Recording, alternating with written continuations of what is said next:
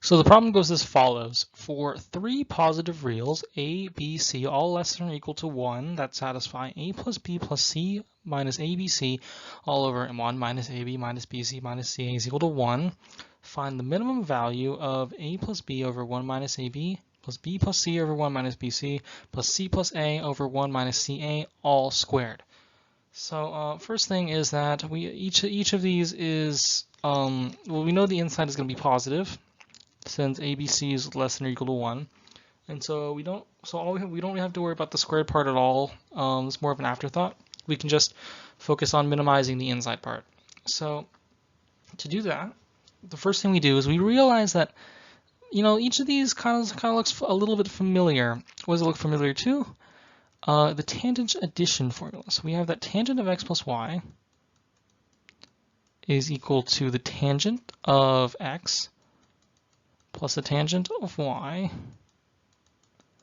over 1 minus the tangent of x times the tangent of y.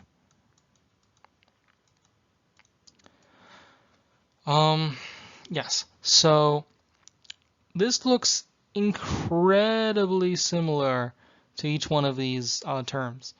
And so because of that, we're motivated to let a equal tangent of x. And similarly, we'll let b equal the tangent of y and z equal the tangent, c equal the tangent of z.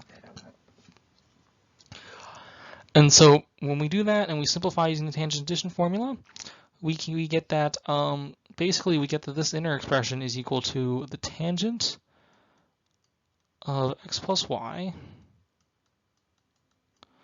plus the tangent of y plus z plus the tangent of z plus x. Whoops. So this is hugely simplified from what we had before. It only has like a few algebraic whatevers instead of like just a ton of multiplication, addition, division.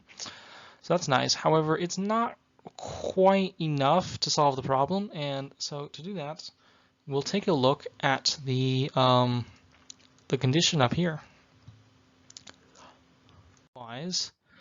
To find out what tangent of x plus y plus z is. And so to do this, notice that we can actually group the x and the y together. And by grouping them together, this is basically equal to tangent of x plus y plus z. And so this is equal to the tangent of x plus y plus the tangent of z over 1 minus the tangent of x plus y times the tangent of z. And so we know what the tangent of x plus y is. We did it in the previous slide. And so we get that this is equal to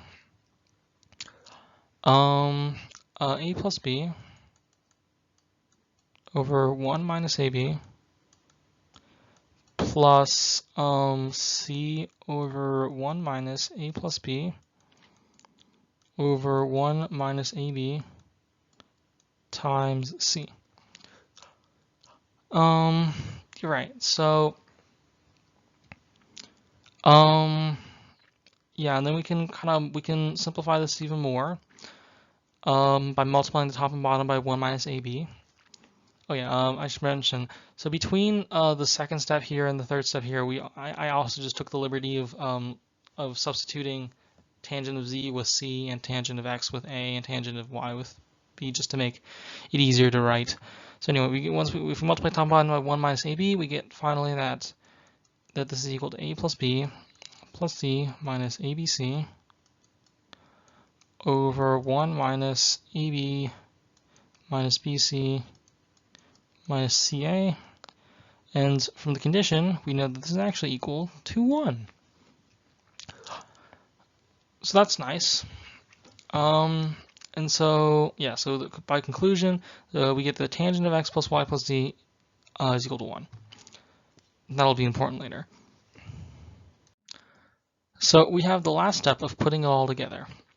So to do this, well, this is where it kind of gets weird. So we're going to be using something called Jensen's inequality, or just Jensen's.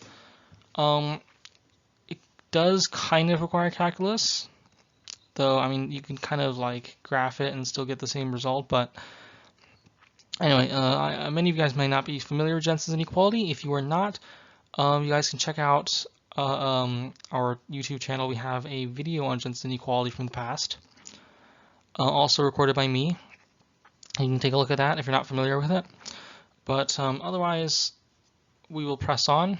By the way, in the actual contest, if you didn't know Jensen's, well, you probably got the problem simplified enough such that you probably just guess that x is equal to y is equal to z, and get that and be able to simplify that easily. But anyway, Jensen's inequality. Let's begin. So Jensen's inequality, to use it, we first determine whether the function we're going to be using is convex or concave. And so we have a lot of tangents, so it only makes sense that we're going to be using tangent as the, tangent I guess of n as the function. We know that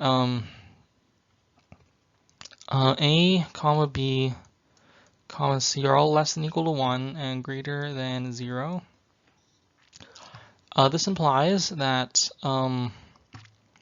tangent of x plus y, or really just x plus y in general, not really the tangent of it. I'll just use the eraser tool.